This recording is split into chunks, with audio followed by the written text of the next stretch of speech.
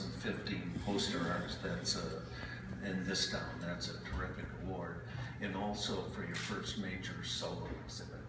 Thanks, John. I really am excited about the opportunity.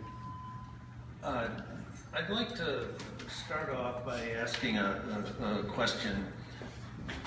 What drives you to be the artist that you are, and how have you been able to accomplish all that you have so far?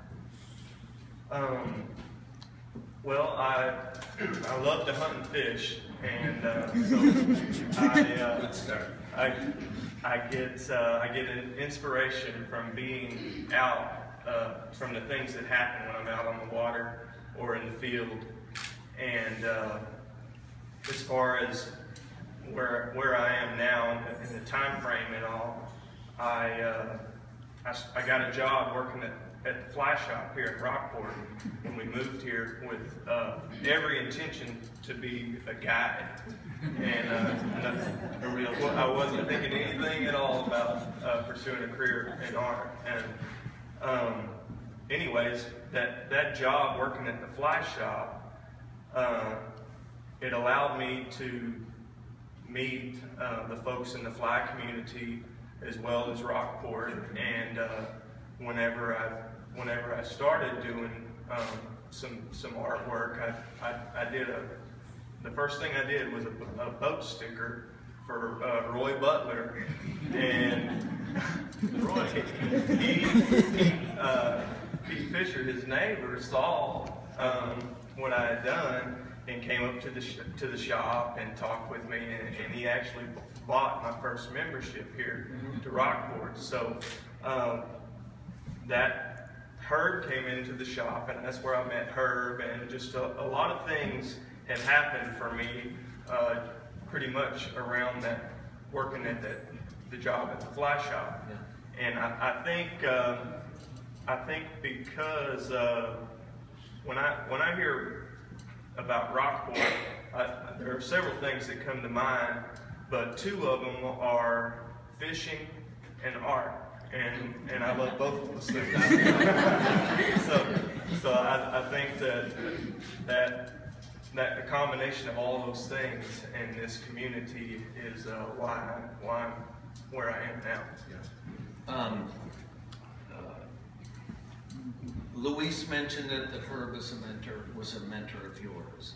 A lot of us know Herb knew Herb as an artist and really admire what he does. A lot of us know him as a person. Can you help share with us what it meant for you to have Herb Booth as a mentor? Absolutely. I think Herb was one of the best things that could happen to me, and, as far as my journey of becoming an artist. And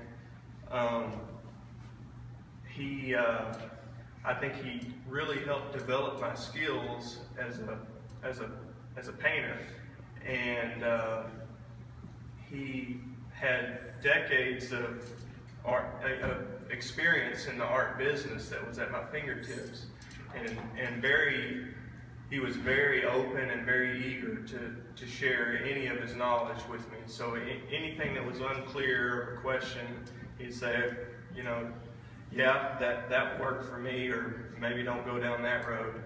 And so I guess after the third or fourth visit with her, he said, well, that's all I know. I doubt it. Well, that's what I was thinking.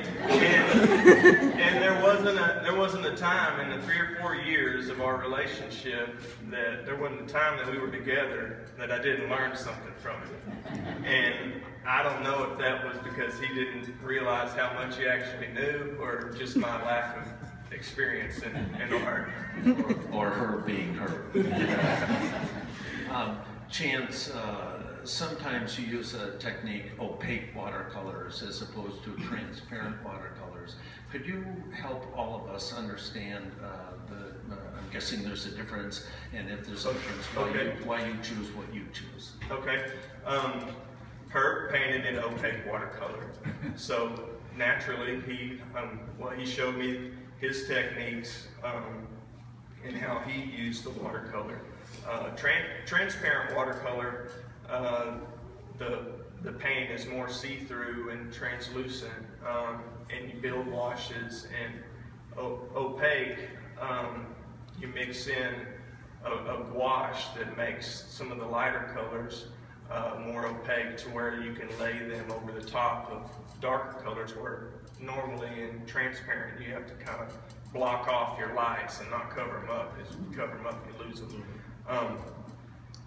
Anyways, so I use some of the techniques that you use in transparent, as well as mixing in the opaque in with it, and it makes for a nice fit and a good medium for me. Now, as all of us walk around, luckily I've had a chance to do it, but as we walk around and look at the exhibition, I don't know if it's 50-50, I don't really know, I didn't count, but you have some phenomenal scenes of underwater, and you have hunting and fishing scenes. What goes into you deciding whether you're going to do an underwater scene? Because to me, it seems like two different worlds. I mean, in a big way. But how do you decide what is going to appeal to you and what you're going to do? I think I'm most inspired by what I'm doing in a particular season. I think if it's hunting season, I'm in the dove field or in a tree with my bow. Whatever I'm doing at the time, I think that's when I'm in those moments. That's when I'm thinking about all the things that are around me and how I could incorporate that into my art, or put a neat spin on a painting that somebody might not think about otherwise. Yeah, and that certainly makes sense once you hear it. I'll call them reference materials, but when you paint, like I think of Herb, and I think of Herb like to take loads of photos on his own, and I know other artists feel different ways about taking their own photos or using photos, and some people paint out of their imagination, and I'm sure some people it's a combination, but what do you find yourself doing? Like Herb, it's not uncommon for me to use a dozen to 2 dozen reference photos applied into one painting. I use, for an outdoor scene, if I'm going to paint mesquite trees, I want pictures of mesquite trees that I can look at, so I can get the curves of the branches or how the light plays off of a cactus. So I'll have photos all around my piece while I'm working that I can reference to as I work, and I feel like it helps me to be more realistic and to capture what I'm trying to achieve in my painting. Sure. I think most of us know that a copy of a painting is called a giclée. And how do you feel about giclées? Because at some level, it allows a different group of people to appreciate your art. But how do you feel about that? I know there's a couple. I think there's a couple here tonight. Yeah, giclées prints are a great market for me. The quality of a giclée print is really, I think it's a lot better than some of the lithographs and things that we've had in the past. I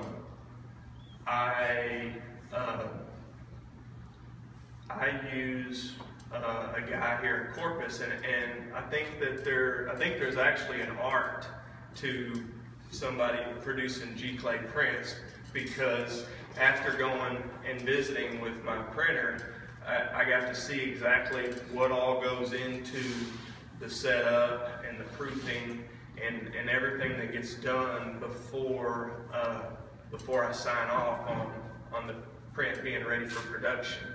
And at the end of that process, with the two laying next to each other, aside from the remarking or the weight of the paper, you really can't tell the difference in the original. reproduction. So I think that's really good for business, because that allows me to appeal to two different audiences. I think that, you know, there's folks that invest in original artwork, and then other folks that maybe like my work but would just like to just have a nice reproduction to hang. So the poster piece, which is you'll be signing posters down at the table there, and it's above where you'll be signing, right above Pam. But it's called Fence Lake Frenzy. And can you share with us? It's just a phenomenal piece. But can you share with us where is Fence Lake Frenzy? What kind of fish are in it? You know, what's going on in that scene? Okay. Well, whenever I sat down to think about what I wanted the poster to be, or what would make for a strong composition for a poster, I thought, well, people come here to catch redfish, and they're most fishermen, if they've ever been out and seen a pod of tailing redfish, they just can't stop thinking about it. Yeah. So I've had several cases where I've been in a back lake and come across a school of fish, and there will actually be sometimes there will be big trout mixed in with them, and really when these fish are feeding like this, it's a feeding frenzy. So that's kind of where the title came from, and I thought that if I could paint a scene of that and put a trout in there with them, it would be a really neat piece. Yeah. And Fence Lake is actually directly across Aransas Bay from us, right where we are here, and it's not uncommon to see schools of tailing redfish in Fence Lake. I would say mission accomplished. On the back wall, there's a painting with herb in it. I know, and now we all know, he meant the world to you. Why did you feel it was important that you have that piece here? Well, I think I could never repay her for what he's taught me, and anyways, Herb had 7 or 8 pointers all the time where they just loved his dogs, and whenever he wasn't painting a scene of it, then he was out in the field with his dogs, working them or seeing them work over birds or whatever, and I felt like that was something that I needed to do. I know that when Herb heard about this exhibit, that I was picked for the exhibit, I know that he was really excited about getting to see it, and I felt like it was something that I needed to do, and what better painting than to paint something of him in the field with his dogs. Sure. Thanks for sharing that with us. I think it can be really helpful if there's some cool story or some story that means a lot to you about any particular piece. But is there a piece in here that think, oh, actually, this is sort of a cool story? Well, I've got a story for you. It's not about a piece that was in here, but it's how Herb came to know that I'm colorblind. Pardonnez-moi. I tried to keep it from him as long as I could, but it came out one afternoon. I took a couple of pieces that I'd been working on over to a studio, and I took one up, put one up that I thought was very close to being finished, and we set it up on this wooden board, this big wooden paint board, and he's got all these lights in there.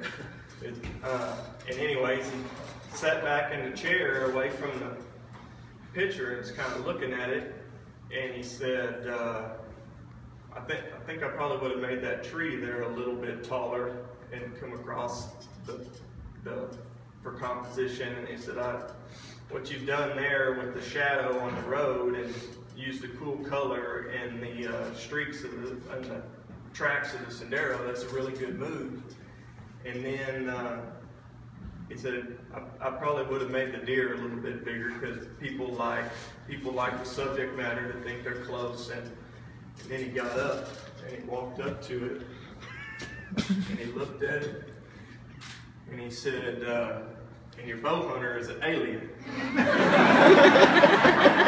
That's not good, right? No, he said he's completely green. Yeah, I know. And yeah, there was no explanation to that. I said, well, Herb, I'm colorblind. And he said, man, I really don't know how to help you around that one. So it was an interesting time. Well, you've somehow worked your way around it because the pieces are fabulous. And thanks, Chance, for sharing some personal things with us so we can get to know you a little bit better as an artist. Are there any, I don't know how we're doing time-wise, but are there any other questions that people want to ask? Peter, I would be disappointed if you didn't have a question. I think that you have almost reached a PhD in doing faces 3/8 of an inch high, and it looks exactly like the person. Herb could do that, and that's why he was had so many commissions. My brother and I waited 3 years to get one of them. Your face on Herb is perfect, and that's very few artists, I think, can make it look exactly like the person that small. So, congratulations. Pete, not to get in an argument with you, but instead of a PhD, maybe it should be an HB. He's got his HB and doing faces in the size of a fingernail. Okay, anything else? I was just curious. Yes, Joan. What did you do before you started painting here? Did you just start one day here? Well, growing up, I always knew that I had a talent in art. I just freehand drawing things. And in college, I had an associate's degree in art, but I wasn't serious about it, and I didn't know that I needed to be serious about it at that time. So really, I wasn't on track to pursue a career in art. So, like whenever I got the job working at the fly shop, it really worked out pretty good because I had my wife convinced that I was going to be a guy, so I had a really nice boat. But I mean, that just goes back to I wasn't thinking at all about pursuing a career in art, and then I started doing like the chalkboard sketch artwork to advertise for some Friday night programs that we were doing, and some folks started taking interest in it and said, well, you're really talented and you do a good job. Do you paint? And I said, well, no, but I'll do it. I'll give it a shot to make some money on the side. And one thing has led to another, and I think just this community has been so supportive, and just anybody that I've gone to with the question has been very open and eager to share their experience, and this community and art, I think, it has a lot to do with where I am and the path that I'm taking. Thanks, Chance.